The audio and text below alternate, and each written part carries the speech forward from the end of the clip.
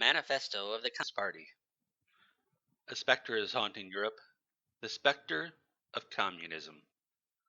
All the powers of old Europe have entered into a holy alliance to exorcise this spectre.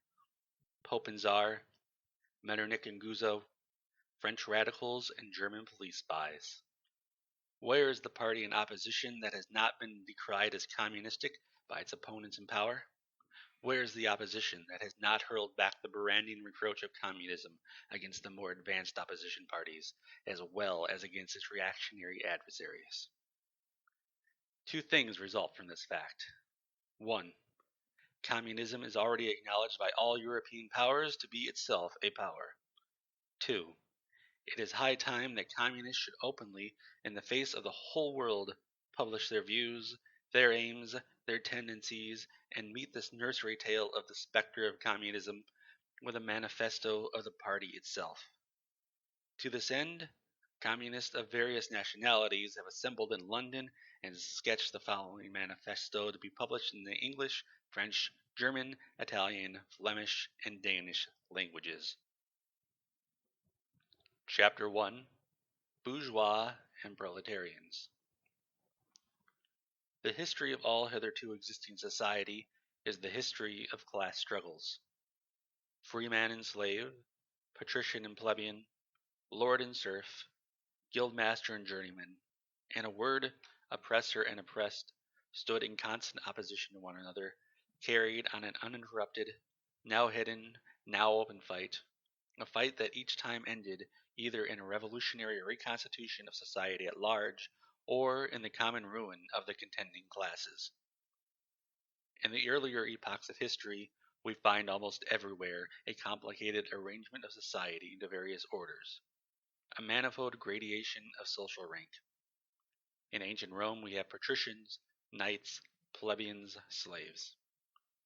In the Middle Ages, feudal lords, vassals, guildmasters, journeymen, apprentices, serfs. In almost all of these classes, again, subordinate gradations. The modern bourgeois society that has sprouted from the ruins of feudal society has not done away with class antagonisms. It has but established new classes, new conditions of oppression, new forms of struggle in place of the old ones. Our epoch, the epoch of the bourgeois, possesses, however, this distinct feature. It has simplified class antagonisms. Society as a whole is more and more splitting up into two great hostile camps, into two great classes directly facing each other, bourgeois and proletariat. From the serfs of the Middle Ages spring the chartered burghers of the earliest towns. From these bourgeoisies, the first elements of the bourgeois was developed. The discovery of America, the rounding of the Cape, opened up fresh ground for the rising bourgeois. The East Indian and Chinese markets, the colonization of America, trade with the colonies, the increase in the means of exchange and commodities generally, gave to commerce, to navigation, to industry, an impulse never before known, and thereby to the revolutionary element in the tottering feudal society a rapid development. The feudal system of industry, in which industrial production was monopolized by closed guilds, now no longer sufficed for the growing wants of the new markets. The manufacturing system took its place. The guild masters were pushed on one side by the manufacturing middle class. Division of labor between the different corporate guilds vanished in the face of the division of labor in each single workshop. Meantime, the markets kept ever growing, the demand ever rising. Even manufacture no longer sufficed. Thereupon, steam and machinery revolutionized industrial production. The place of manufacture was taken by the giant, modern industry. The place of the industrial middle class by industrial millionaires. The leaders of the whole industrial armies, the modern bourgeois. Modern industry has established the world market, for which the discovery of America paved the way. This market has given an immense development to commerce, to navigation, to communication by land. This development has, in its turn, reacted on the extension of industry, and in proportion as industry, Commerce, navigation, railways extended in the same proportion the bourgeois developed, increased its capital, and pushed into the background every class handed down from the Middle Ages. We see, therefore, how the modern bourgeois is itself the product of a long course of development, of a series of revolutions in the modes of production and of exchange. Each step in the development of the bourgeois was accompanied by a corresponding political advance of that class. An oppressed class under the sway of the feudal nobility, an armed and self-governing association in the medieval commune. Here, independent urban republic, as in Italy and Germany, their taxable third estate of the monarchy, as in France.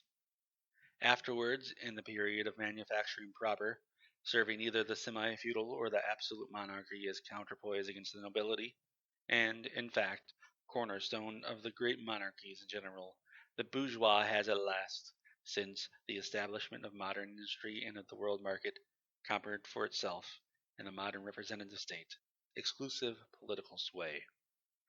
The executive of the modern state is but a committee for managing the common affairs of the whole bourgeois. The bourgeois, historically, has played a most revolutionary part. The bourgeois, wherever it has got the upper hand, has put an end to all feudal, patriarchal, idyllic relations. It has pitilessly torn asunder the motley feudal ties that bound man to his natural superiors, and has left remaining no other nexus between man and man than naked self-interest and callous cash payment. It has drowned the most heavenly ecstasies of religious fervor, of chivalrous enthusiasm, of Philistine sentimentalism, in the icy water of egotistical calculation. It has resolved personal worth into exchange value, and in place of the numberless, indefeasible chartered freedoms, has set up that single, unconscionable freedom, free trade. In one word, for exploitation, veiled by religious and political illusions, it has substituted naked, shameless, direct, brutal exploitation. The bourgeois has stripped of its halo every occupation hitherto honored and looked up to with reverent awe. It has converted the physician, the lawyer, the priest, the poet, the man of science into its paid wage laborers. The bourgeois has torn away from the family its sentimental veil, and has reduced the family relation to a mere money relation. The bourgeois has disclosed how it came to pass that the brutal display of vigor in the Middle Ages, which reactionaries so much admire, found its fitting complement in the most slothful indolence. It has been the first to show what man's activity can bring about. It has accomplished wonders far surpassing Egyptian pyramids, Roman aqueducts, and Gothic cathedrals. It has conducted expeditions that put in the shade all former excesses of nations and crusades. The bourgeois cannot exist without constantly revolutionizing the instruments of production, and thereby the relations of production, and with them the whole relations of society. Conservation of the old modes of production in altered form was, on the contrary, the first condition of existence for all earlier industrial classes. Constant revolutionizing of production, uninterrupted disturbance of all social condition, everlasting uncertainty and agitation distinguish the bourgeois epoch from all earlier ones. All fixed, fast frozen relations, with their train of ancient and venerable prejudices and opinions, are swept away. All new formed ones become antiquated before they can ossify. All that is solid melts into the air.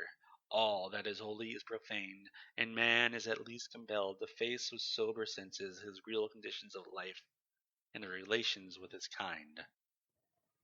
The need of a constantly expanding market for its products chases the bourgeois over the entire surface of the globe. It must nestle everywhere, settle everywhere, establish connections everywhere. The bourgeois has, through its exploitation of the world market, given a cosmopolitan character to production and consumption in every country. To the great chagrin of reactionists, it has drawn from under the feet of industry the national ground on which it stood. All old established national industries have been destroyed or are daily being destroyed. They are dislodged by new industries, whose introduction becomes a life and death question for all civilized nations.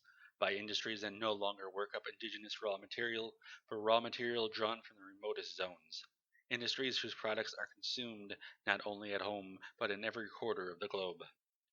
In place of the old wants satisfied by the production of the country, we find new wants, requiring for their satisfaction the products of distant lands and climes. In place of the old local and national seclusion and self-sufficiency, we have intercourse in every direction, universal interdependence of nations, and, as in material, so also in intellectual production. The intellectual creations of individual nations become common property.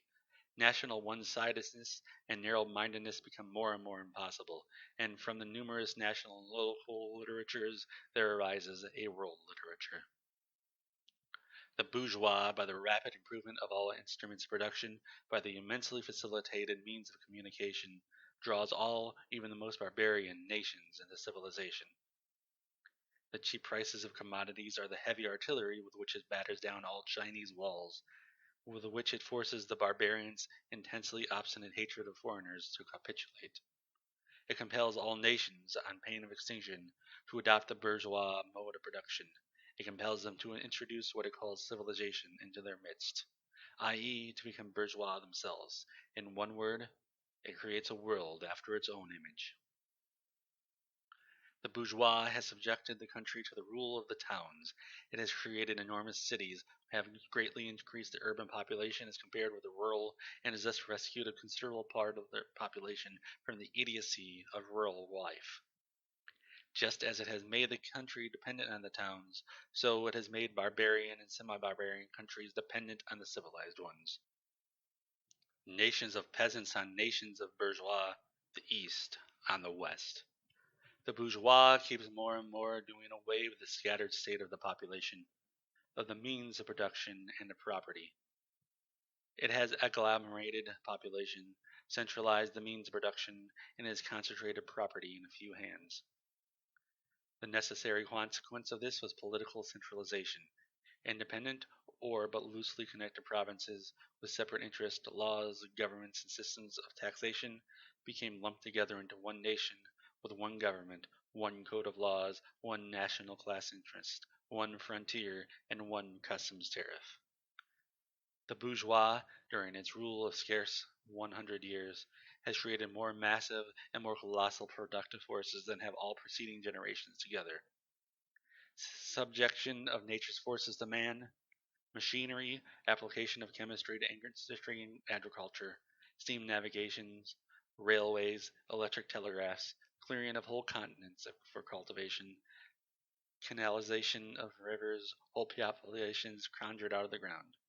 What earlier century had even a presentiment that such productive forces slumbered in the lap of social labor? We see, then, the means of production and of exchange on whose foundation the bourgeois built itself up were generated in feudal society. At a certain stage in the development of these means of production and of exchange, the conditions under which feudal society produced and exchanged, the feudal organization of agriculture and manufacturing industry, in one word, the feudal relations of property became no longer compatible with the already developed productive forces. They became so many fetters. They had to be burst asunder. They were burst asunder. Into their place stepped free competition, accompanied by a social and political constitution adapted in it, and the economic and political sway of the bourgeois class. A similar movement is going on before our own eyes. Modern bourgeois society, with its relations of production, of exchange, and of property, a society that has conjured up such gigantic means of production and of exchange, is like the sorcerer who is no longer able to control the powers of the netherworld, whom he has called up by his spells. For many a decade past, this history of industry and commerce is but the history of the revolt of modern productive forces against modern conditions of production, against the property relations that are the conditions for the existence of the bourgeois and of its rule. It is enough to mention the commercial crises that by their periodical return put the existence of the entire bourgeois society on its trial, each time war threatened. In these crises, a great part not only of the existing products but also of the previously created productive forces are periodically destroyed. In these crises, there breaks out an epidemic that, in all earlier epochs, would have seemed an absurdity, the epidemic of overproduction. Society suddenly finds itself put back into a state of momentary barbarism. It appears as if a famine, a universal war of devastation, had cut off the supply of every means of subsistence. Industry and commerce seem to be destroyed. And why?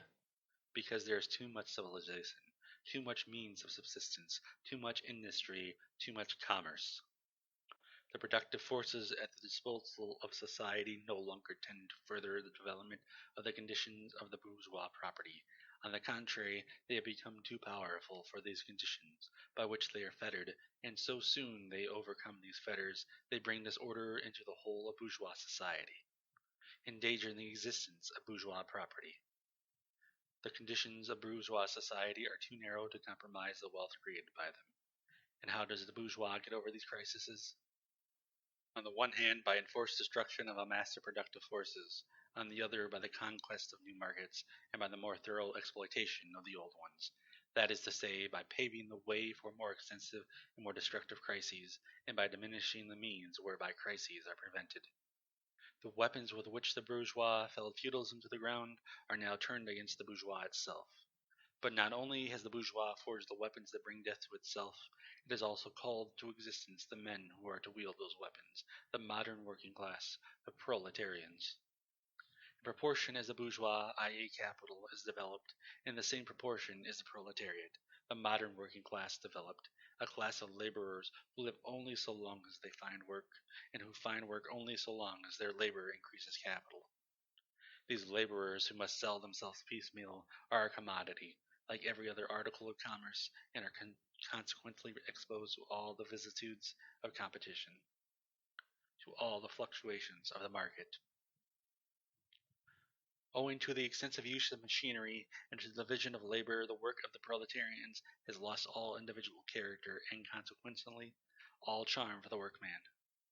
He becomes an appendage of the machine, and it is only the most simple, most monotonous, and most easily acquired knack that is required of him. Hence, the cost of production of a workman is restricted almost entirely to the means of subsistence that it requires for maintenance and for the propagation of his race. But the price of a commodity, and therefore also of labor, is equal to its cost of production.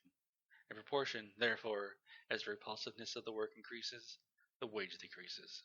Nay more, in proportion as the use of machinery and division of labor increases, in the same proportion the burden of toil also increases, whether by prolongation of the working hours, by the increase of the work exacted in a given time, or by increased speed of machinery, etc. Modern industry has converted the little workshop of the patriarchal master into the great factory of the industrial capitalist. Masses of laborers, crowded into the factory, are organized like soldiers. As privates of the industrial army, they are placed under the command of a perfect hierarchy of officers and sergeants. Not only are they slaves of the bourgeois class and of the bourgeois state, they are daily or hourly enslaved to a machine, by the overlooker, and above all, by the individual bourgeois manufacturer himself. The more openly this despotism proclaims gain to be its end and aim, the more petty, the more hateful, and the more embittering it is. The less the skill and exertion of strength applied to manual labor, in other words, the more modern industry becomes enveloped, the more is the labor of men superseded by that of women. Differences of age and sex have no longer any distinctive social validity for the working class. All are instruments of labor, more or less expensive to use according to their age and sex. No sooner is the exploitation of the laborer by the manufacturer so far at an end that it receives his wages in cash, that he is set upon by the other portions of the bourgeois, the landlord, the shopkeeper, the pawnbroker, etc. The lower strata of the middle class, the small tradespeople, shopkeepers, and retired tradesmen generally, the handicraftsmen and peasants, all these sink gradually into the proletariat, partly because their diminutive capital does not suffice for the scale on which modern industry is carried on, and is swamped in the competition with a large capitalist, partly because their specialized skill is rendered worthless by new methods of production. Thus, the proletariat is recruited from all classes of the population. The proletariat goes through various stages of development. With its birth begins its struggle with the bourgeois. At first the contest is carried on by individual laborers, then by the workpeople of a factory, then by the operative of one trade in one locality, and against the individual bourgeois who directly exploits them. They direct their attacks not against the bourgeois conditions of production, but against the instrument of production themselves. They destroy imported wares that compete with their labor. They smash the piece of machinery. They set factories ablaze. They seek to restore by force the vanished status of the workman of the Middle Ages. At this stage, the laborers still form an incoherent mass scattered over the whole country, and broken up by their mutual competition. If anywhere they unite to form more compact bodies, this is not yet the consequence of their own active union, but the union of the bourgeois, which class, in order to attain its political ends, is compelled to set the whole proletariat in motion, and is moreover yet, for a time, able to do so. At this stage, therefore, the proletarians do not fight their enemies, but the enemies of their enemies, the remnants of absolute monarchy, the landowners, the non-industrial bourgeois, the petty bourgeois. Thus, the whole historical movement is concentrated in the hands of the bourgeois. Every victory so obtained is a victory for the bourgeois. But with the development of industry, the proletariat not only increases in number, it becomes concentrated in greater masses. Its strength grows, and it feels that strength more. The various interests and conditions of life within the ranks of the proletariat are more and more equalized, in proportion as machinery obliterates all distinctions of labor, and nearly everywhere reduces wages to the same low level. The growing competition among the bourgeois and the resulting commercial crises make the wages of the workers ever more fluctuating. The increasing improvement of machinery, even more rapidly developing, makes their livelihood more and more precarious. The collisions between individual workmen and individual bourgeois take more and more the character of collisions between two classes. Thereupon, the workers begin to form combinations, trades unions, against the bourgeois. They club together in order to keep up the rate of wages. They found permanent associations in order to make provision beforehand for these occasional revolts. Here and there, the contest breaks out into riots. Now and then the workers are victorious, but only for a time. The real fruit of their battle lies not in the immediate result, but in the ever-expanding union of the workers. The union is helped on by the improved means of communication that are created by modern industry, and that place the workers of different localities in contact with each other. It was just that this contact was needed to centralize the numerous local struggles, all of the same character, into one national struggle between classes. But every class struggle is a political struggle, and that union, to attain which the burghers of the Middle Ages and their miserable highways required centuries, the modern proletarian, thanks to railways, achieve in a few years. This organization of the proletarians into a class, and consequently into a political party, is continually being upset by the competition between the workers themselves. But it ever rises up again, stronger, firmer, mightier. It compels legislative recognition of particular interests of the workers by taking advantage of the divisions among the bourgeois itself. Thus the 10 Hours Bill in England was carried. Altogether, collisions between the class of the old society further, in many ways, the course of development of the proletariat. The bourgeois finds itself involved in a constant battle, at first with the aristocracy, later on with those portions of the bourgeois itself whose interests have become antagonistic to the progress of industry, at all times with the bourgeois of foreign countries. In all these battles, it conceives itself compelled to appeal to the proletariat, to ask for help, and thus to drag it into the political arena. The bourgeois itself, therefore, supplies the proletariat with its own elements of political and general education. In other words, it furnishes the proletariat with weapons for fighting bourgeois. Further, as we have already seen, entire sections of the ruling classes are, by the advance of industry, precipitated into the proletariat, or are at least threatened in their conditions of existence.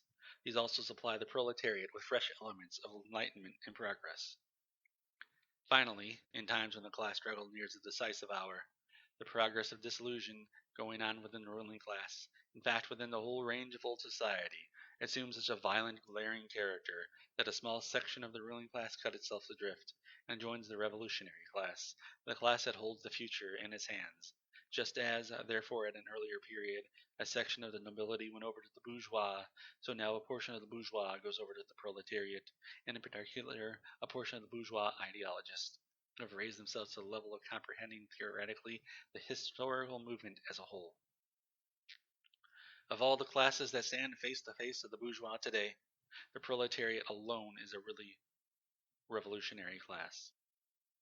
The other classes decay and finally disappear in the face of modern industry. The proletariat is its special and essential product. The lower middle class, the small manufacturer, the shopkeeper, the artisan, the peasant, all these fight against the bourgeois to save from extinction their existence of fractions of the middle class. They are therefore not revolutionary, but conservative. Nay more, they are reactionary, for they try to roll back the wheel of history. If by chance they are revolutionary, they are only so in view of their impending transfer into the proletariat. They thus defend not their present, but their future interest. They desert their own standpoint to place themselves at that of the proletariat. The dangerous class, the social scum, the passively rotting masses thrown off by the lowest layers of society, may here and there be swept into the movement by a proletarian revolution. As conditions of life, however, prepare it for far more for the part of a bribed tool of reactionary intrigue. In the condition of the proletariat, those of old society at large are already virtually swamped. The proletarian is without property. His relation to his wife and children has no longer anything in common with the bourgeois family relations. Modern industry, labor, modern subjection to capital, the same in England as in France, in America as in Germany, has stripped him of every trace of national character. Law, morality, religion are to him so many bourgeois prejudices, behind which lurk in ambush just as many bourgeois interests. All the preceding classes that got the upper hand sought to fortify their already acquired status by subjecting society at large to their conditions of appropriation.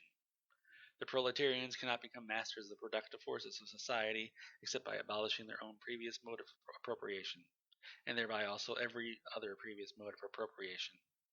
They have nothing of their own to secure and to fortify. Their mission is to destroy all previous securities for and assurances of individual property.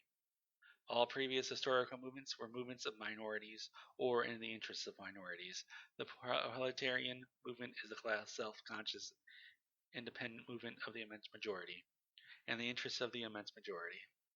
The proletariat, the lowest stratum of our present society, cannot stir, cannot raise itself up without the whole superincumbent strata of official society being sprung into the air. Though not in substance, yet in form, the struggle of the proletariat with the bourgeois is at first a national struggle. The proletariat of each country must, of course, first of all settle matters with its own bourgeois. In depicting the most general phases of the development of the proletariat, we trace the more or less veiled civil war raging within society up to the point where that war breaks out into open revolution, and where the violent overthrow of the bourgeois lays the foundation for the sway of the proletariat. Hitherto, every form of society has been based, as we have already seen, on the antagonism of oppressing and oppressed classes. But in order to oppress a class, certain conditions must be assured to it under which it can at least continue its slavish existence. The serf, in the period of serfdom, raised himself to membership in the commune, just as the petty bourgeois, under the yoke of the feudal absolution, managed to develop into a bourgeois. The modern laborer, on the contrary, instead of rising with the process of industry, sinks deeper and deeper below the conditions of existence of his own class. He becomes a pauper, and pauperism develops more rapidly than population and wealth. And here it becomes evident that the bourgeois is unfit any longer to be the ruling class in society, and to impose its conditions of existence upon society as an overriding law. It is unfit to rule because it is incompetent to assure an existence to its slave when it is in his slavery, because it cannot help letting him sink into such a state that it has to feed him instead of being fed by him. Society can no longer live under this bourgeois. In other words, its existence is no longer compatible with society. The essential conditions for the existence of and for the sway of the bourgeois class is the formation and augmentation of capital. The condition for capital is wage labor. Wage labor rests exclusively in competition between the laborers. The advance of industry, whose involuntary promoter is the bourgeois, replaces the isolation of the laborers due to competition by the revolutionary combination due to association. The development of modern industry, therefore, cuts from under its feet the very foundation on which the bourgeois produces and appropriates products. What the bourgeois therefore produces, above all, are its own grave diggers. Its fall and the victory of the proletariat are equally inevitable.